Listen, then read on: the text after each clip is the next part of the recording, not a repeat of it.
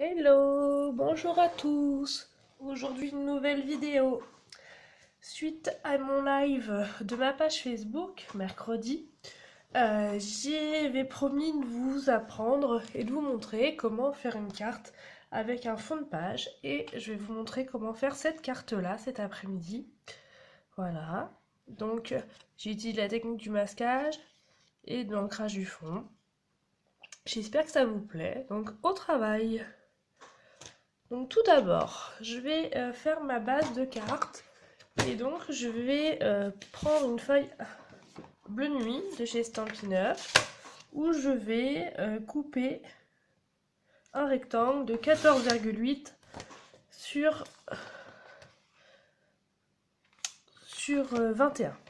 Voilà, que je vais plier en deux. Donc je vais plier à 10,5. Voilà, j'ai la base de ma carte. Une chose de faite. Après, je vais faire ma carte, ma base. Donc, j'enlève toujours 8 mm, donc soit 14 cm. Je mets à 14. Et de l'autre côté, 9,7. Voilà. Donc déjà, nous avons notre base de carte. Donc mon papier et le papier blanc. Sur le papier blanc, tout simplement, je vais faire la technique des post-it. C'est-à-dire donc soit post-it, soit vous pouvez utiliser aussi des petits rubans de washi tape. Donc je vais essayer que ça soit le plus droit possible. Hop là. Voilà.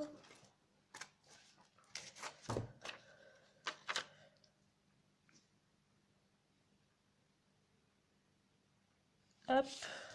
Pareil. La même chose à peu près de l'autre côté. Hop. Et le dernier en bas. Ah, j'en ai pris deux.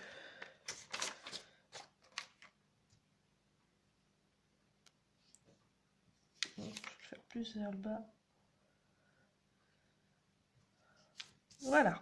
Une fois que vous avez votre base, maintenant vous allez utiliser vos petits doigts éponge.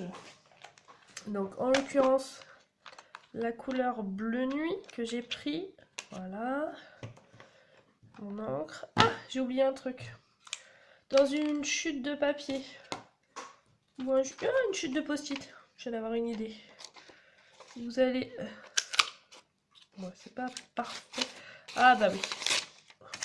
Loupé, perdu. Donc dans un papier. Ce que je fais en fait, c'est comme le papier à post-it, c'est un peu fin. Je fais comme ça. Voilà. Tout simplement. Et je vais utiliser le post-it pour ce qu'on appelle réserver du blanc pour pouvoir faire ma lune. Voilà. Donc je prends mon petit doigt éponge, j'ouvre mon encreur, je prélève de la couleur. Et là, je vais venir faire des nuances en fait. Voilà. On y va délicatement. Et après, on apporte les nuances qu'on veut, plus foncé ou pas. C'est à vous de voir.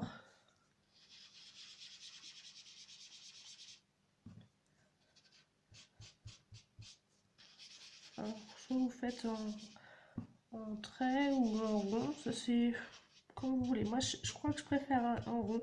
Je trouve que du coup, ça fait moins de traces. Mais après, c'est à vous de voir. Je vais insister un peu sur les bords pour amener. Voilà. On a fait le plus dur. Vous vous rappelez la carte? Donc tout simplement, après, je vous enlevez le petit rond. Du coup, ça vous fera votre lune. Et après, délicatement, vous enlevez les post-it que vous avez pris. Alors les post-it, vous pouvez vous en servir plusieurs fois. Hein. J'ai pas d'action chez les post-it, mais quand même.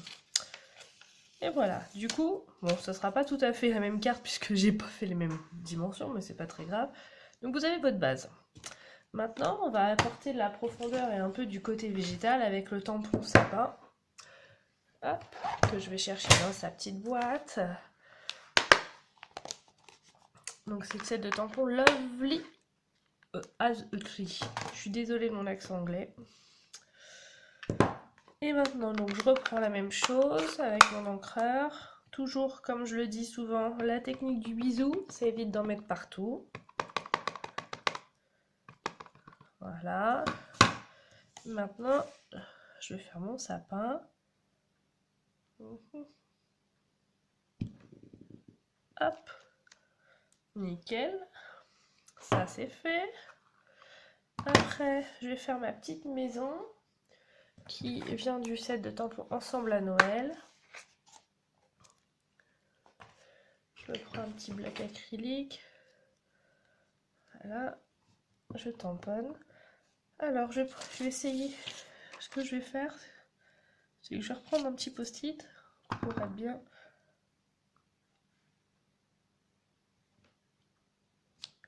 Voilà, super, nickel. Et regardez comme je m'étais mis à la base.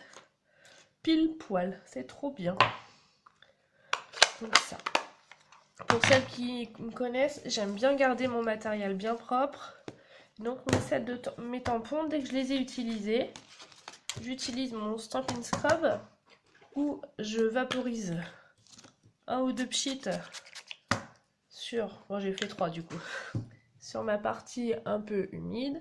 Et là, je vais venir nettoyer mes tampons. Voilà, hop. Et d'un autre côté, l'autre côté, c'est sec. Et regardez, comme neuf. Je fais pareil pour la petite maison. Regardez, magique, hein. Ça, c'est top. Donc, nous, on a ça, on a ça. Qu'est-ce qui nous manque? Ah, les petites étoiles. Pour changer, je ne vais pas faire des étoiles, je vais faire les petits flocons de neige. Parce que j'aime bien changer. Hop, je reprends un petit bloc acrylique. Voilà. Pareil, la technique du bisou. Et là, je vais faire là aussi la technique du en 2 temps. C'est-à-dire que je tamponne, même 3 temps je peux. Je tamponne une fois où du coup mes points sont sombres et après, plus ça va, plus ça s'atténue. Voilà. On va remettre un petit coup par là. Voilà, super. Génial. Pour finir, au niveau des tamponnages, je vais utiliser mon tampon où c'est écrit joie sur toute la terre. Donc je vais reprendre un bloc acrylique. Et puis là, j'avais envie de lui donner un effet un peu arrondi. Donc tout simplement, je l'ai arrondi un petit peu sur mon bloc acrylique. Pareil, du coup, je refais la technique du bisou. Hop. Voilà, génial. Et maintenant, je fais mon petit texte. Voilà, super. Ah, ça fait trop bien. Ça, c'est fait. Maintenant, tout simplement, il ne vous reste plus qu'à coller sur la base de votre carte avec la colle Stampin' Up. Toujours utiliser de la colle sans acide. On met 4 petits coins parce qu'il n'y a pas besoin d'en mettre beaucoup. C'est de la colle qui colle super bien, donc il n'y a pas besoin d'en mettre 3 tonnes. Voilà, super. Et pour finir, du coup, j'ai utilisé la petite pâte à embosser de chez Stampin' Up avec ma petite truelle pour faire l'effet neige. Alors l'avantage de la pâte à embosser chez Stampin' Up, c'est qu'elle sèche très très vite. Donc il n'y a pas beaucoup de temps de séchage. Pour les créations, je trouve ça vachement bien. Et après du coup, je vais en mettre de manière aléatoire. Voilà, et je voulais en mettre aussi un petit peu là. Hop. Alors, c'est chouette, hein? Vous en pensez quoi? C'est joli, hein? Moi, j'aime bien. Hop là. Pour celles qui commencent à suivre aussi mes vidéos, aussi bien sur Facebook, sur ma page Facebook Fanny Scrap Stampin', que sur YouTube, dont vous êtes là, hein.